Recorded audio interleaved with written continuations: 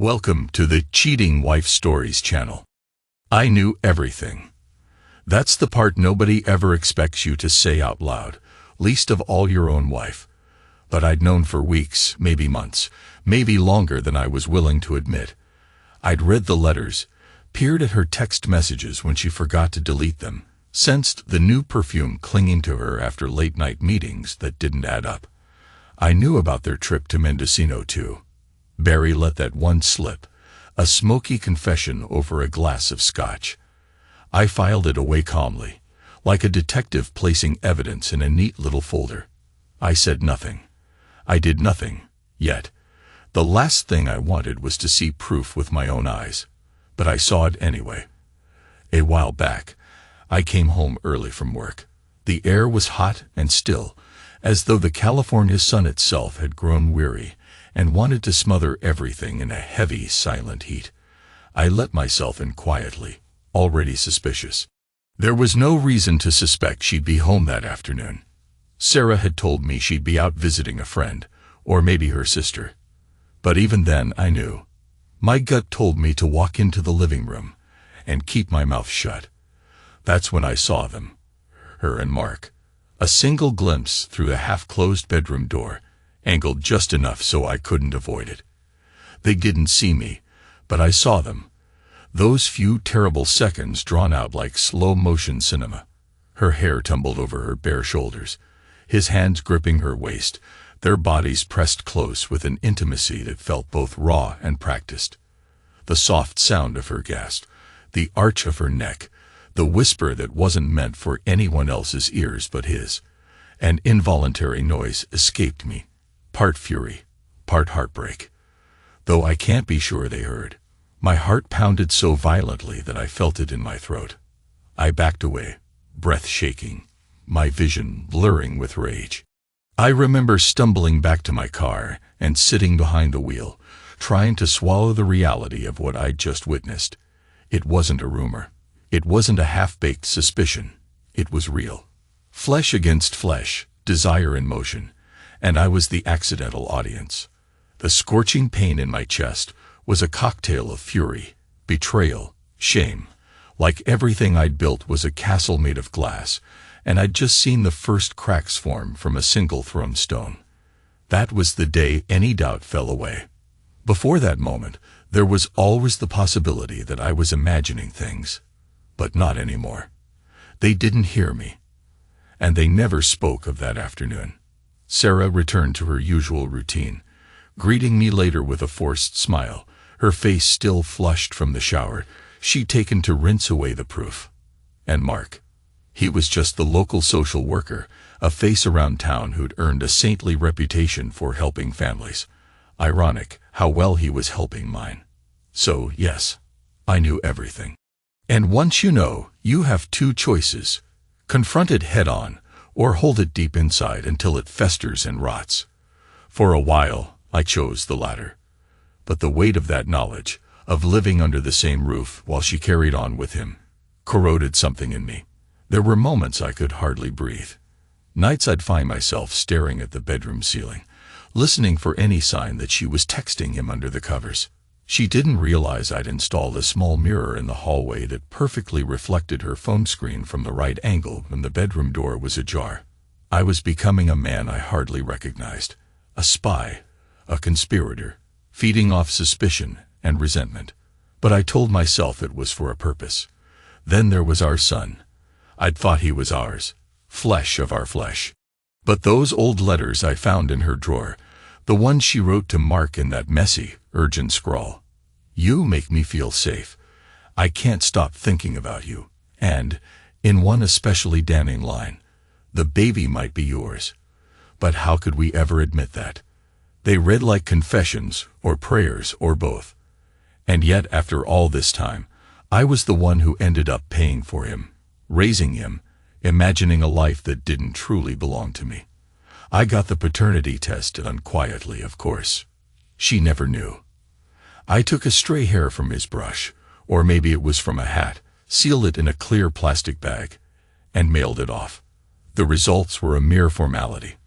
I already knew. He wasn't mine. That knowledge flayed me to the bone.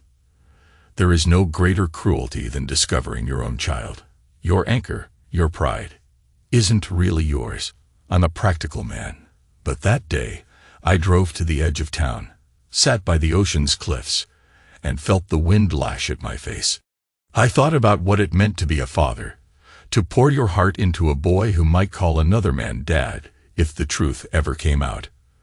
The waves below me pummeled the rocks, each crash echoing the swirl of anger and heartbreak in my chest. I didn't confront Sarah right away. Part of me feared that if I spoke too soon, I'd lose control. Another part of me wanted to see how far she'd push her lies.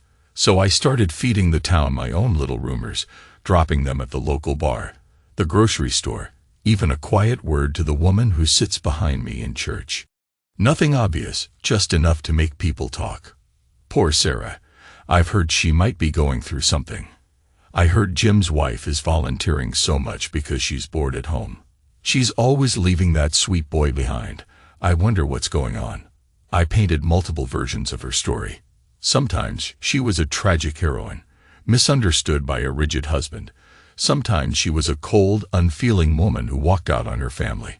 I watched those rumors spread. I wanted her to feel disoriented, uncertain who knew what about her. I'd see her at home, her eyes flickering with anxiety when the phone rang or someone mentioned her name in casual conversation. Meanwhile, Mark had no clue I was onto him. He'd still nod politely at me whenever our paths crossed, as if nothing was amiss. A bland smile, a neighborly wave. For a man who claims to care about honesty and vulnerability, he was quite the actor. But I bided my time. If there's one thing I know, it's how to plan. I've lived a whole life building strategies and analyzing risk. It's what I do. As a financial advisor, I've staked my career on reading the terrain of the market, predicting every turn. This situation was no different. Emotional warfare, all about timing, all about leverage. And Sarah, she grew more restless by the day. She'd glance at me across the dinner table, searching for signs of confrontation that never came. Sometimes, she'd open her mouth to speak, but nothing emerged except stammered small talk about dinner or the bills. I'd respond in a flat tone. Yes, no, sure. She was unraveling, and I took a grim satisfaction in watching it. It was petty, maybe, vindictive, but you can't imagine the devastation that betrayal carves into a man's heart, knowing the woman you vowed to spend your life with is lying to your face daily, while the boy you love might never have been yours. Rage like that doesn't vanish overnight. It simmers, it churns, it begs to be unleashed. One Friday night, she slipped up. We'd just finished a silent dinner. Her eyes cast down, my hands clenched. Out of nowhere, she looked up, tension etched across her face. "Jim," she said, "I want to ask you something." I set my fork down, forced calm. "Go ahead." Her lips trembled. It was as if she was weighing whether to speak the truth or keep lying. In that moment, the air felt charged, like a loaded gun. Then she took a breath, changed her mind, and asked me a mundane question about whether we'd paid the property taxes on time. I wanted to laugh at the sheer cowardice of it, but instead, I answered in that same monotone. "Everything's taken care of." She nodded and left the kitchen, shoulders bowed in relief or disappointment. I couldn't tell which. Later that night, I sat on the couch, eyes unfocused on a baseball game flickering on the TV, waiting for her to go to bed so I could slip into my office. I had a plan, and I was ready to see it through. The paternity test had come back confirming my worst fears. The letters were catalogued, the rumor mill was grinding. All the puzzle pieces were in place. I just needed that final push, the moment of confrontation. But I wanted it perfect, like staging the final scene of a play. If I was to confront her, it had to be on my terms, with no chance for her to twist the narrative. I imagined her face when I laid it all out. I rehearsed how she'd react, maybe begging, maybe furious. Maybe she'd say something so nonsensical that I'd realize how little I ever truly knew her. This tension, it felt almost addictive. as if I'd come to rely on it.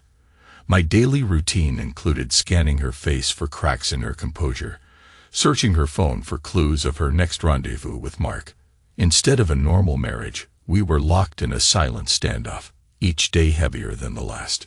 About a week later, I was alone in my office, flipping through the old letters, rereading lines that made my stomach twist.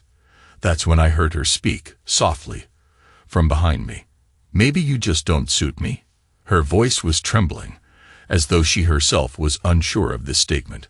I turned in my chair and watched her. She stood in the doorway, arms crossed protectively over her chest, the hallway light casting half her face in shadow. The words stung more than I'd like to admit, because they carried a grain of truth. If after all these years she thought I didn't suit her, then maybe I never had. My throat felt raw. "Come in," I said, calm as I could manage. "Close the door." She hesitated, then complied. Now we were alone in the dim light. No chance for her to run off, or feign an excuse. I remained seated, forcing my posture to stay relaxed. "Say that again," I told her. She took a shaky breath. "It's just, maybe we're not right for each other. We've both changed." "Is that your polite way of telling me about Mark?" I asked. My voice was flat, but inside I burned. The blood drained from her face. For a moment, she just stared, her lips parted, as though I'd struck her. Then she shook her head. "Jim, I raised my hand, silent command. "Don't bother.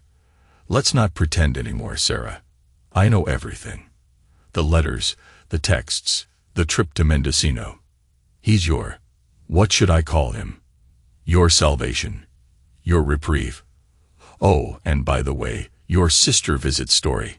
Barry let that slip one night over drinks." She took a step back, eyes darting as though searching for an escape route. "Barry told you," she whispered, voice cracking with betrayal. "He didn't know he was telling me. He thought I already knew.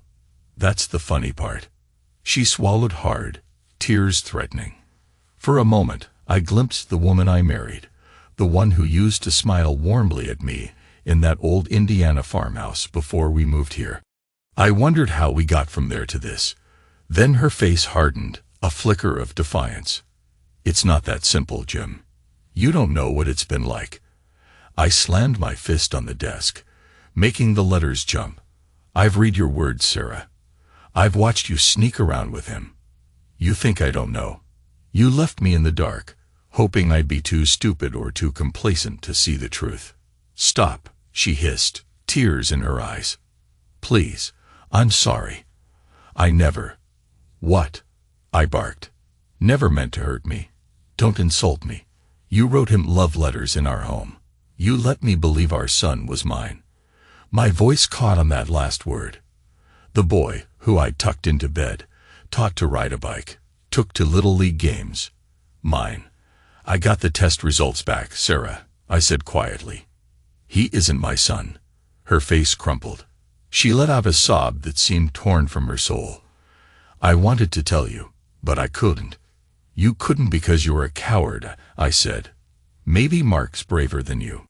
Or maybe he's just as cowardly, sneaking into my bed while I'm away, claiming he wants to help families." My laughter was hollow.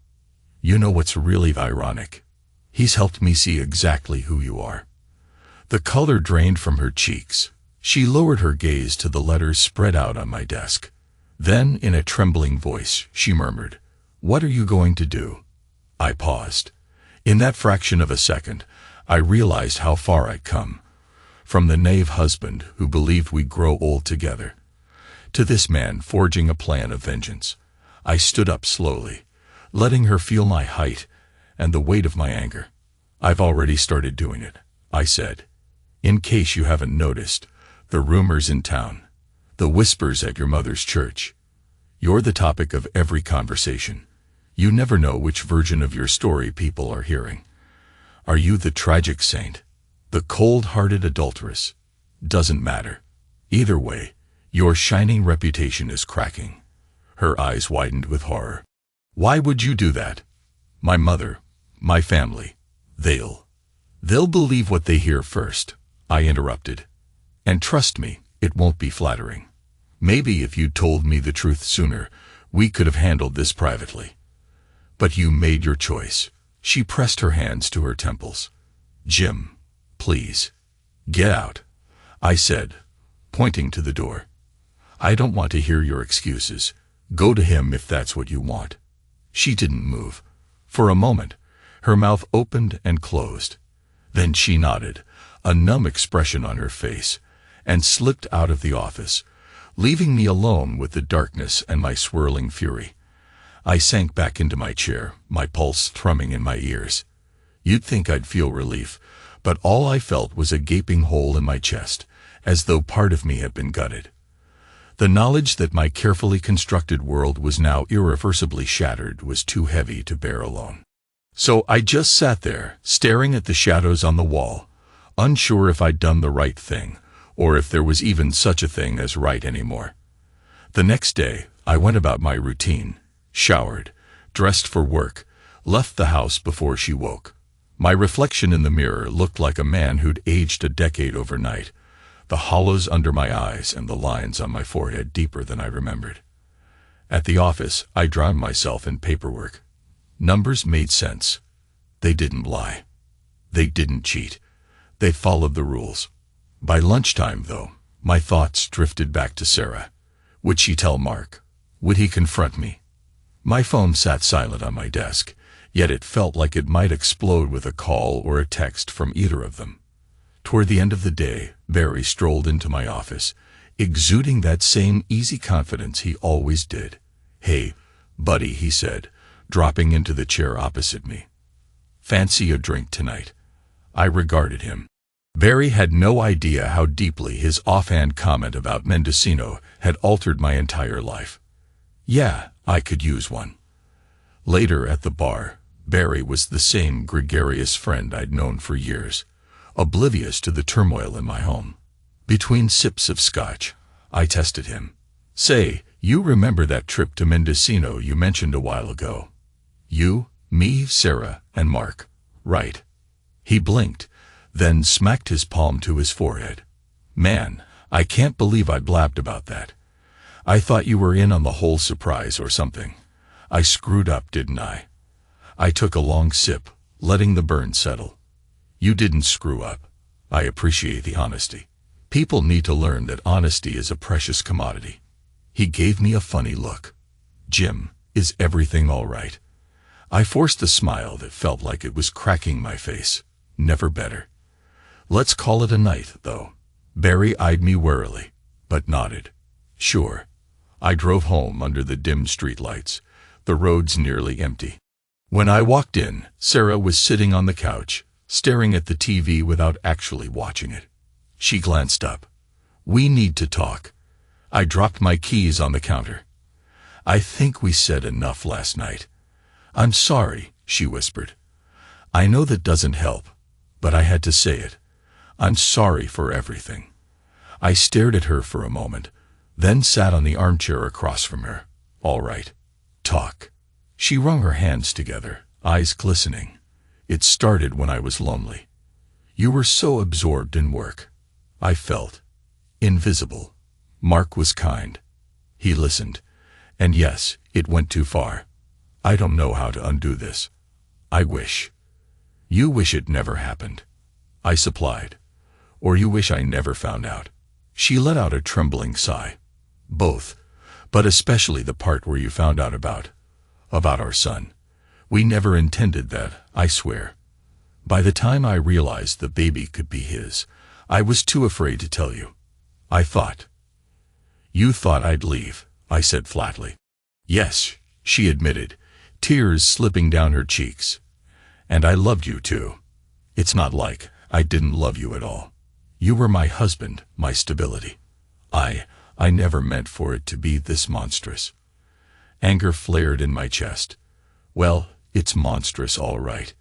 You had a child you knew might not be mine, and you let me name him, raise him, love him. That's a betrayal I can't even put into words. She flinched, nodding. I know, and I hate myself for it. If she was looking for pity, She wouldn't find much in me. But a strange ache throbbed behind my anger. Part of me still cared for her, or maybe just the memory of who she used to be. My voice softened unintentionally. What are you expecting me to do now? Just forget it happened. She shook her head. No, I want to figure out a path forward. Whether that means we separate, or you want a divorce, or maybe I want revenge. I finished for her. She blinked at that, her eyes searching mine. I let the silence draw out until it cut like a knife. Then I stood. I can't talk about this now. I need air. I left her there, guilt and fear etched on her face, and walked outside. The night was cool, a breeze rustling the trees in our yard. My mind reeled. Part of me longed for a simple fix, a time machine to rewrite the past. Another part of me raged for retribution. She'd stolen my sense of fatherhood, my sense of security. Why should she get to walk away unscathed? That night, I barely slept. My dreams were a jumbled mess of me chasing after Mark through a never-ending hallway, while Sarah stood on the sidelines, crying silently. I woke drenched in sweat, heart pounding, the pre-dawn light creeping around the blinds. The next few days were a blur. Our son, my son, even if not by blood, seemed to sense the tension, asking why Mommy and Daddy were so quiet. I tried to muster a semblance of normalcy, but the best I could manage was a hollow smile. Sarah avoided me, occupying herself in the kitchen or the yard. I heard her talking on the phone at times, hushed, urgent, probably Mark. I wondered what they plotted. Did he beg her to leave me, to start fresh? Did he promise they could be a real family if only she'd divorce me? I carried that raw suspicion into the weekend. On Saturday, I pretended to go to the hardware store, but instead, I parked 2 streets away and walked back to the house, creeping around the side yard. It was pathetic, I know, but I wanted to catch a conversation between them if I could. And I did. Mark had come over. I heard his low voice through the open living room window, saw them standing together, close but not touching. She looked upset, wiping tears. I crouched behind some bushes, feeling like a disgusting voyeur, but I had to know. How can you expect me to face him? She asked, voice cracking. Mark hesitated, eyes brimming with concern. Sarah, if we're serious about this, we can't hide forever. He already knows. Let's just, maybe you and I leave. Start somewhere new. She shook her head. What about my mother? The church? The rumors are everywhere. Jim's. I think Jim's behind them. He wants to ruin me, Mark. He cursed under his breath. I can talk to him. Man to man. He can't just make your life hell because we. She pressed her face into her hands. It's not that simple. I'm the one who lied all these years. And so did I, Mark said, gently resting a hand on her shoulder. I should have stopped it. I knew it was wrong, but She leaned against him, her cheek brushing his chest. My stomach churned. Just as I thought I might barge in and tear him apart, our son ran into the room, a ball clutched in his hands, his expression curious. Mom. Who's that? He asked. I saw Mark tense, stepping back. I'm an old friend, he said, face reddening. My son blinked, uncertain, then retreated. Sarah threw Mark a look of tortured guilt. He sighed. I'll go. But think about what I said. She nodded, swallowing tears. Then he turned and left through the front door. I remained hidden, fists clenched, waiting until he drove off. My breath came fast, ragged, as if I'd run a mile. This was it.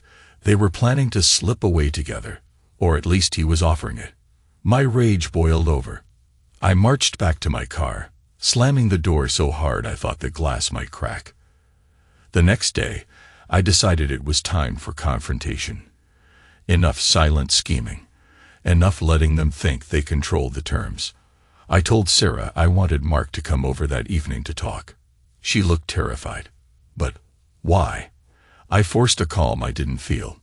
Because I'm tired of this. He has something that belongs to me. I want it back.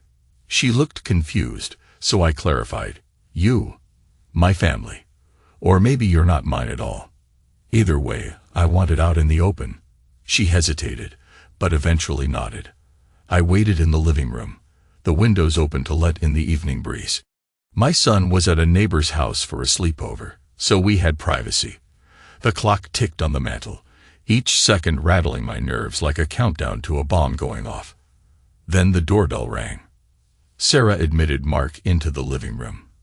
He walked in, shoulders drawn, scanning the room as if checking for hidden knives. Perhaps he should have. My gut twisted in a sick mix of adrenaline and bitterness when I saw him. Dark hair combed neatly, slacks, and a button-down, looking every bit the charitable do-gooder. If I didn't know what was behind that facade, I might have found him respectable. But I knew too much. "I'm here," he said quietly. "Tell me what you want." I stood across from him, arms folded. Sarah lingered at the edge of the room, eyes flitting between us like she expected a fistfight. Honestly, so did I. "I want you to admit to my face what you've done. No more hiding, no more half-truths. You slept with my wife under my roof. You fathered the boy I've raised for years. You made me the biggest fool in this town. So say it. Look me in the eye, and say it." Mark swallowed hard, then spoke. "Jim, I'm sorry. I never meant to humiliate you." "But you did," I snapped. "You humiliated me. And you didn't stop there. You kept going, lying, sneaking around, all while playing the saint." He shook his head, voice trembling. "I never claimed to be a saint. I'm human. I tried to do good in my career because I believe in helping people. But I've made mistakes. It was a mistake. A mistake," I repeated, my voice dripping with sarcasm. "A mistake that lasted years, that produced a child." Sarah let out a whimper, covering her mouth with her hand. Mark's eyes flicked to her. "We didn't plan that," he said, desperation in his voice. "And we both regretted it. But by then, it was too late," I finished. "So now what?" My gaze flicked between them. "Are you two riding off into the sunset? Is that the plan?" Mark opened his mouth to speak, but Sarah cut him off, her voice shaking. "We hadn't decided anything. I'm scared, Jim. I'm scared of losing everything. But I also don't know if we can pretend we're fine." I snorted. "Pretend we're fine? We crossed that line the second you wrote him those letters, Sarah. The second you let me think I was that boy's father. There's no going back to fine." Mark looked at the floor, guilt etched in every line of his face. "I know I have no right to ask for mercy, but I do care about that boy. If you decide to leave Sarah, or if she leaves you, I want him to know me." My rage threatened to erupt. "You want me to hand him over? The son I've raised?" I advanced a step, my fists tight. "I'll make this clear. You might be his biological father, but you're not a father to him. You never have been. And if you try to take him from me, I'll fight you with everything I have." Sarah's eyes brimmed with tears, and Mark's face paled. For a moment, he raised his hands in a gesture of surrender. "I'm not trying to take him, Jim. I just want him to know the truth." "And if I refuse?" I demanded, voice taut. He shut his eyes briefly, pained. "Then I'll respect that. I don't want to traumatize him. But eventually, he'll grow up, and he'll ask questions." Sarah came forward, voice trembling as she addressed me. "Jim, maybe we should think of our son's best interest. No matter what you decide to do to me, he deserves to know where he comes from." A cold fury settled over me. "Where he comes from? He comes from a house of lies, apparently. Thanks to you two." They both flinched. For a long moment, the three of us stood in silent tension, hearts hammering in the hush. I took a steadying breath, my mind racing. Here they were, both of them, the traitors to the life I'd built. I realized in that instant that no apology, no excuse, was ever going to undo the damage. My voice came out oddly calm. I want you to leave, Mark. He stared at me, uncertain. Are you sure? I barked a laugh. Yes, I'm sure. We're done. If I decide to do more, legally or otherwise, that's my choice. But right now, get out of my house. He hesitated, turning to Sarah as though waiting for her to stop him. She stood frozen. Finally, he nodded, walked to the door, and paused. I'm sorry, he said again. Then he was gone. Sarah let out a shaky sigh and collapsed onto the couch, burying her face in her hands. I watched her for a moment, feeling conflicting waves of rage and pity. She'd made her bed, but the heartbreak in her posture was undeniable. Part of me wanted to reach out and comfort her, despite everything. But I hardened myself, turned off the living room light, and walked into the dark kitchen. That night, I lay awake in bed, staring at the ceiling. Sarah was in the guest room. I could almost feel her tears through the wall, the muffled sobs. But the well of compassion in me was running dry. I tried to recall the day I asked her to marry me, how her eyes shone with excitement, how she kissed me under the Indiana stars, whispering that she'd never felt so safe. Safe. She used to call me her anchor. Now she was drifting in someone else's harbor, leaving me shipwrecked. Days turned into weeks. We lived under the same roof, but we barely spoke. She tried to bring up therapy or counseling, and I'd shrug her off. The rumor mill I'd unleashed in town was still churning. At church, people stared at her with a mixture of pity and disdain. She confided in the pastor that she was going through a marital crisis, but I doubted she told him the real cause. And then, one afternoon, I decided it was time. Time to finalize my revenge, or at least to do something that would let me walk away on my own terms. I told Sarah I wanted to talk in private. She looked worn out, her eyes ringed with sleepless nights. Okay, she murmured. We went into the backyard, where the late afternoon sun cast long shadows across the fence. I leaned against the old oak tree. She stood a few paces away, arms wrapped protectively around herself. Sarah, I began. I thought a lot about what to do next. For a while, I wanted to destroy you. I wanted to watch you suffer, watch the rumors tear you apart. Her eyes darted, pain evident in them. You've succeeded. Everyone knows something is wrong. I can't step into a grocery store without feeling their stares. My mother cries when I call. My sister avoids talking about anything real. Congratulations, Jim. You've humiliated me. I took a breath. That was the plan, yes. But now I'm just tired. This anger, it's eating me alive. You betrayed me. Mark betrayed me. And the boy we call our son, he's the only innocent one in this mess. She swallowed hard. So, what are you saying? I stared at the leaves overhead, remembering simpler times. I'm saying I'm leaving. I'm not physically dragging you through some public scandal. I'm not announcing anything at church beyond the fact that we need space. I'm done fueling rumors. You want to salvage your reputation. Go ahead. That's your problem. Her eyes welled with tears. You're leaving me. And our son. I clenched my jaw. Not him. I'd do anything for him. But I need distance from you. I can't stand under the same roof, sharing the same bed, knowing what you did. A raw tremor in my voice betrayed my own heartbreak. Sarah stepped closer, face anguished. Please, Jim. We can fix this. We'll figure out a way. Counseling. Therapy. Anything. My anger flared.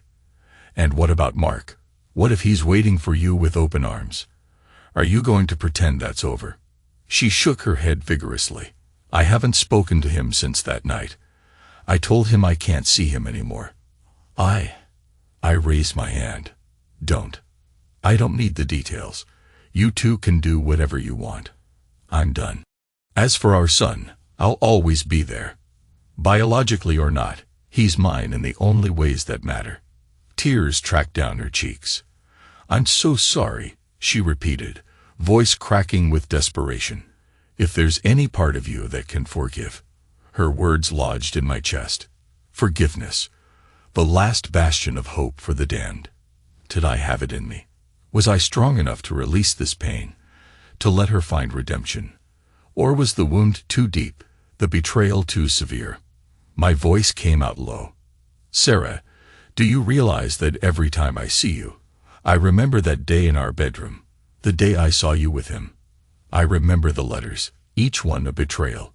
I remember the life we could have had, shattered because you wanted something else, something you never told me. She sobbed openly, her body shaking. I stood there, silent, letting her weep. Part of me ached to hold her. Another part wanted to walk away forever. I stayed rooted, uncertain which side would win. Eventually, I spoke. We're not the same people we were when we married. Maybe, like you said, we just don't suit each other.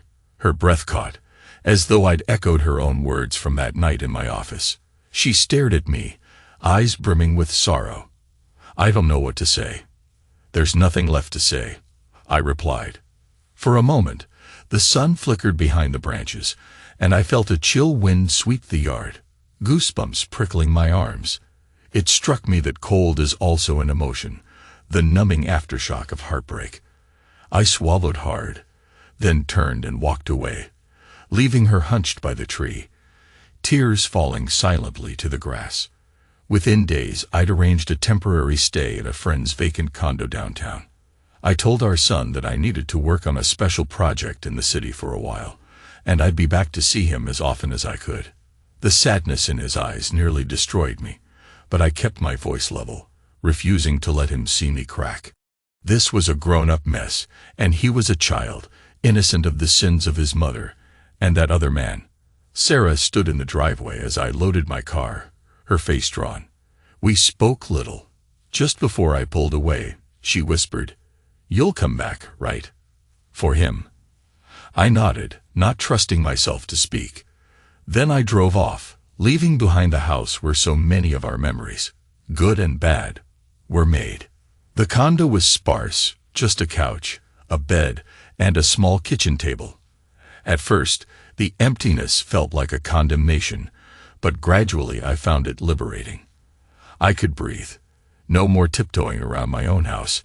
No more crippling tension. Each evening, I'd sit by the small window that overlooked the street, sipping whiskey as the sun set behind the buildings. I wrestled with my anger, my regret, my sense of betrayal.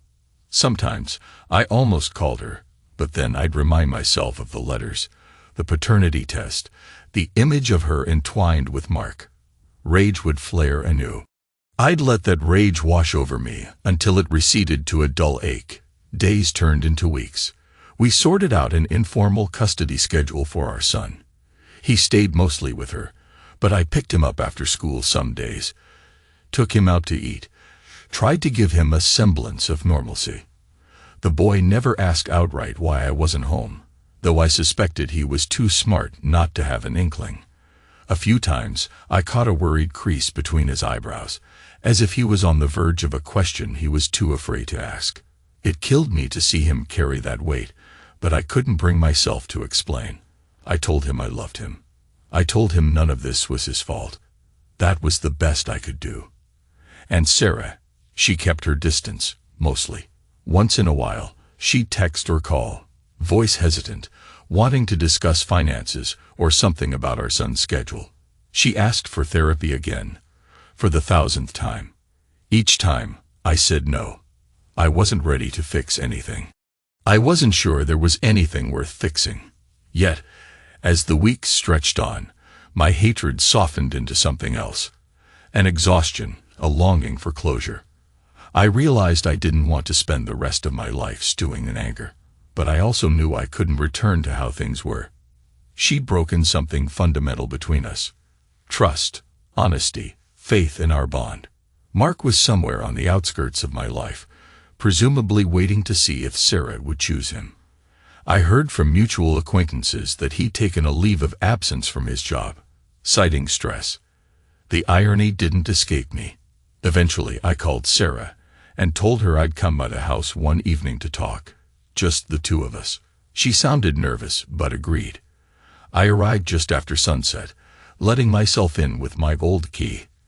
The living room was tittier than usual, as if she wanted to present a good impression. She wore jeans and a simple blouse, her hair pulled back in a ponytail. She looked drained, her eyes puffy like she'd been crying. Still, she managed a small smile. "Jim." I nodded. "Sarah." We sat on opposite ends of the couch, an invisible chasm between us. A thick silence fell. Finally, she ventured, "How have you been?" I exhaled. "Surviving. Working. Trying to make sense of this mess." She nodded, eyes flicking to the coffee table where a photo of our son sat. "He misses you. I mean, you see him, but he misses you being here." I swallowed. "I miss him too. Look, Sarah, I didn't come here to rehash everything. I came because I need closure. For both of us." Her breath caught. Are you filing for divorce?" I stared at the photo of our son, thinking of all the nights I'd read to him, how he'd snuggle against my shoulder. "I don't know yet," I said honestly. "Part of me wants to. Part of me can't stand the idea of ripping our family apart." Her lips trembled. "We're already ripped apart." I sighed. "Yeah, I guess so." Another silence settled. Then I spoke in a low tone. "Do you still see Mark?" She shook her head vehemently. "No, not since you told him to leave. He's tried texting me, but I blocked him. I needed to think clearly, and I couldn't do that with him in my ear." I studied her face. "Do you love him?" She looked down. "I don't know. I thought I did, but now I'm not sure if it was love or just an escape." An escape. The word stung. It suggested she'd felt trapped with me. "You could have told me you felt trapped," I said, voice tight. "We could have worked on it." She nodded. "I know. That's the one thing I regret the most. My cowardice. I should have told you I was unhappy." We both fell silent, battered by the words left unsaid for so many years. Slowly, Sarah reached out and placed a hand on mine. I stiffened but didn't pull away. "Jim," she said softly, "I'm not asking for forgiveness right now, but I need you to know that I do love you. Maybe not the way I used to, but there's love here, in me, for you. I'm sorry it got twisted." My throat tightened. "I used to love you more than I love myself. I would have done anything for you." Tears slipped down her cheeks. "I know, and I took advantage of that." We sat there, hands touching, tears glimmering in our eyes, both of us aware that any attempt to mend what was broken would be an uphill battle. Her phone buzzed on the coffee table, startling us. She picked it up, glanced at the screen, and frowned. "It's Mark," she whispered, turning it so I could see his name. A cold wave washed over me. "What does he want?" She shook her head, letting it ring unanswered. "I don't know." I looked at her, studied the guilt and exhaustion in her face. "Answer it," I said quietly. "Let's see what he has to say." She hesitated, then put the phone on speaker. "Hello? Sarah, it's me." Mark's voice came through, tension evident. "I've been trying to reach you. Are you okay?"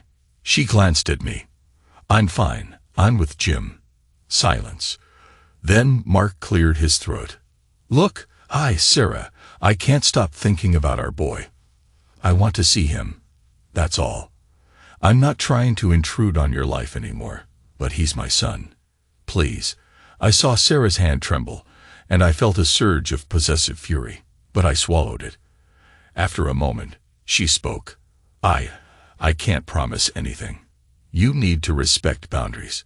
Jim's his father, too." Another weighted pause. Then Mark sighed. "All right. I just had to ask." The call ended. Sarah set the phone down with shaky fingers, exhaling a ragged breath. I felt my heart pounding, adrenaline spiking. "He's not giving up," I murmured. She shook her head. "No, probably not." Suddenly, I felt a wave of finality. I stood up, pacing the living room. "Sarah, you might choose to keep him out of your life, but that doesn't mean he's out of our son's life. This is going to get messy, especially if he pursues legal avenues. She bit her lip. Do you think he would? I shrugged, trying to quell the tidal wave of resentment. He might. He's a social worker. He knows the system. He can argue for paternal rights. She closed her eyes. God, Jim, I'm so sorry. A trembling rage bubbled under my composure. I turned to her, voice low. Sorry isn't enough, Sarah. You did this. Now we're all stuck in it. She bowed her head, tears dripping onto the couch. My own eyes burned, but I refused to cry in front of her. At last, she looked up, voice barely above a whisper. So what do we do? I sank onto the couch again, burying my face in my hands. This was the moment I'd rehearsed so many times in my mind. The final confrontation, the part where I told her exactly how she'd broken me. But now it just felt hollow. I rubbed my temples. I don't know. I'm going to talk to a lawyer to figure out my options. Custody, support, the works. That's all I can do for now. She nodded slowly, her shoulders slumped in defeat. We sat in that vacuum of sadness, like two soldiers battered from a war of our own making. Finally, she ventured. If it comes down to it, I'll support you. I won't let him take our son away. I know he's biologically his, but you've been the father all this time. I stared at her, uncertain if she was telling the truth or just trying to ease her guilt. Maybe it didn't matter. All right, I said, my voice weary. That's something. At least. We said our goodbyes quietly. She walked me to the door, her eyes shimmering under the porch light. I paused, turning to her. Sarah, I said, voice thick with emotion. I never thought it would end like this. A tear slid down her cheek. Me neither. I stepped out onto the porch, the night air cool on my face. She stood there, hoping for something. An embrace, maybe. I just gave her a slow final nod, then walked away. Behind me, the door shut with a hollow thud. That was the last real conversation we had before everything changed. I filed for separation, and the legal gears began to turn. We hammered out an arrangement for our son, still with no official acknowledgement that Mark was the biological father.